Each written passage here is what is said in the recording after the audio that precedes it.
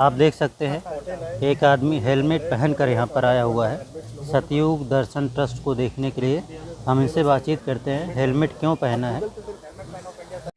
मैं पिछले 7 सालों से अपने मित्र को एक सड़क दुर्घटना में खो दिया था और उस समय से ही मैंने प्रण लिया था कि मैं हिंदुस्तान में जो भी सड़कों पे लोग बिना हेलमेट चलेंगे, कहीं ना कहीं उन्हें मैं हेलमेट देकर अपना मित्र समझ करके हेलमेट दूंगा, उनकी जान बचाऊंगा।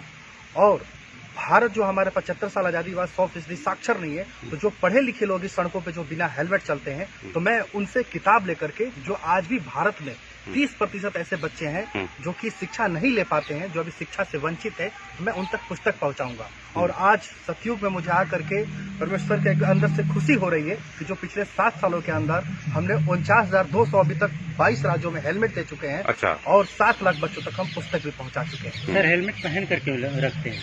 हाँ सर, हेलमेट एक आदत, हेलमेट क्या है कि देखिए, हम किसी को टोकते नहीं है, हमारा अपना भाई अपना पड़ोसी यहाँ कोई दर्शन भी करने आता है लोग बाइक पे, लेकिन हम उनको हेलमेट के लिए टोक नहीं पाते हैं। हम ये हेलमेट लगाए हुए हैं ताकि कहीं ना कहीं हम लोगों के बीच में एक धर्म एक अंदर एक दे सके कि आप जब भी गाड़ी चलाएं तो कम से कम हेलमेट को ना भूलें, क्योंकि भारत में जिस तरीके से प्रतिवर्ष 1.5 लाख मौत होती है, उससे 50,000 ऐसे लोगों की डेथ जो घर के सिंगल चिराग होते हैं। तो कहीं ना कहीं मेरा उन पेरेंट्स को, हर नागरिक को उद्देश्य देना होता है ताकि हमारा भारत सड़क दुर्घटना मुक्त बन सके। नोएडा में रहते हैं सर? जी नोएडा। एक तो मैं इशारा करता हूँ कि सर ये हेलमेट हो जाए।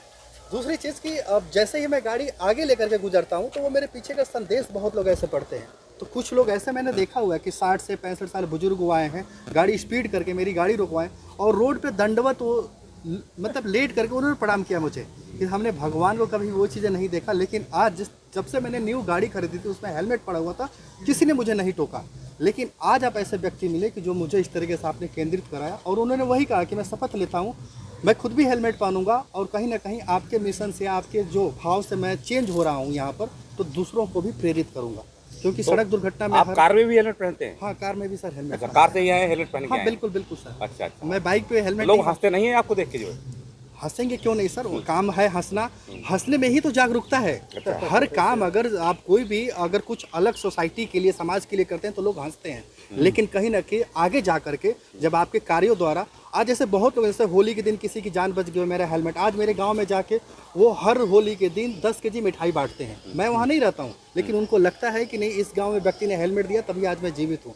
किसी को पुस्तक देने से हर साल रिजल्ट आते हैं, 2-4 बच्चे जिले में टॉप आते हैं, वो मुझे उनके पेरेंट्स बात करते हैं। आज भारत के तमाम जो ऐसे हैं पेरेंट्स, जो माता पिता, वो कहते हैं मेरा बेटा हेलमेट नहीं पहना करता था, लेकिन आपकी वीडियो देख करके गूगल के माध्यम से हेलमेट भी पहन रहा है और कहीं ना कहीं आपके लिए पुस्तकें भी इकट्ठा किया हुआ है। तो वो हर जगह वो मंदिर है जहाँ शिक्षा। आज भारत के अंदर 49,000 के आसपास हेलमेट कितने उन्होंने आपने बांटा? जो कितने साल हो गए सर? 49,200 हमने हेलमेट बांटा हुआ है।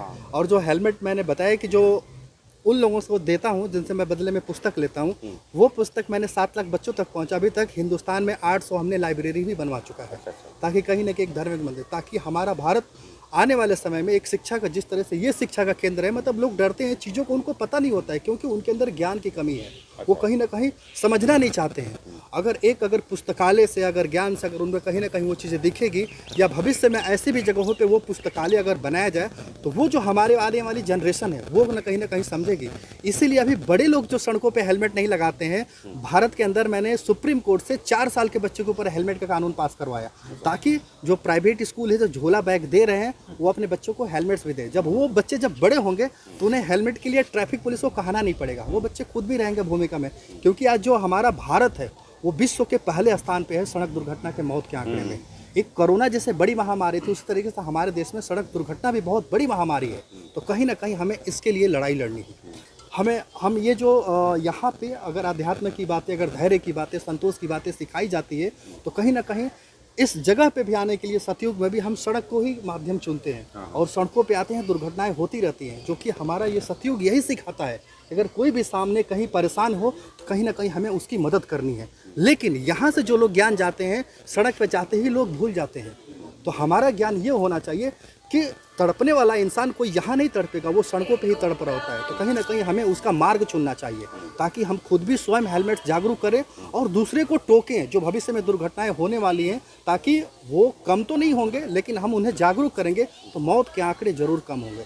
धैर्य हमारा, संतोष हमारा, जो हमने ये विचार जो सब कुछ जो दिया, हमारा यही कहता है कि हम मनुष्य को कहीं ना कहीं जागरूक करें, जो आने वाली चुनौतियों से जो लड़ रहा होता है, चाहे हॉस्पिटलों में लड़ रहा हो, चाहे कहीं भी संघर्ष कर रहा हो।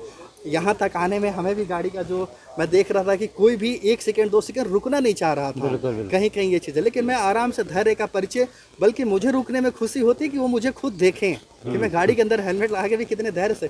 कुछ लोग तो ट्रैफिक पुलिस भी सैल्यूट कर रहे थे कि सर आप जा रहे हैं यहाँ, बहुत लोग बिना हेलमेट कैसे जा रहे हैं। तो कहने का मतलब यही चीज़ धैर्य होता है। परमात्मा हमें यही दिखाता है कि आप ऐसा कुछ करें, शर्म ना करें अपने आप में, बस आप चलते रहें। आप सिर्फ समाज के लिए अगर अच्छा कार्य करो, सिर्फ बहरा बन जाए। देखिए हेलमेट भी लगाया हूँ तो शायद मैं दूसरों की आवाज़ उतना सुन भी नहीं पाता हूँ, क्योंकि मुझे परमेश्वर ने दे रखा अपना केंद्र सीधे धैर्य, अपना वो चीज़, वो मुझे बना रखे हैं डेस्टिनी।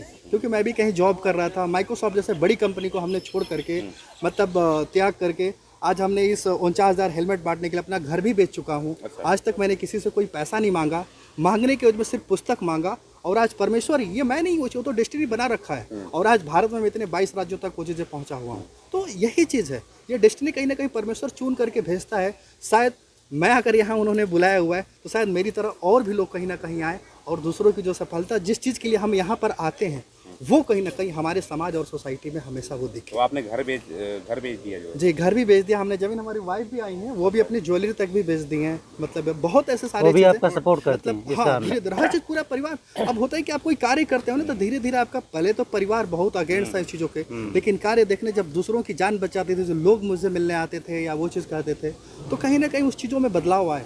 तो आज भी मैं कर रहा हूँ। भले ही भारत के परिवहन मंत्री नितिन गडकरी जी भी मेरे बारे में ट्वीट करते हैं, हीरो कहते हैं। अभी सोनू सूद जी भी अभी आए थे आज तक पे, जो मेरी स्टोरी कि नहीं आपने इतने बड़े स्तर पे जो कार्य किए हैं, वो भविष्य में मूवी भी बनाना चाह रहे हैं। लेकिन कहीं ना कहीं एक ये है कि जागरूकता भारत के अंदर, जो कहीं ना हम लड़ नहीं रहे आने वाले समस्या से, ताकि हम चुनौतियों से लड़े।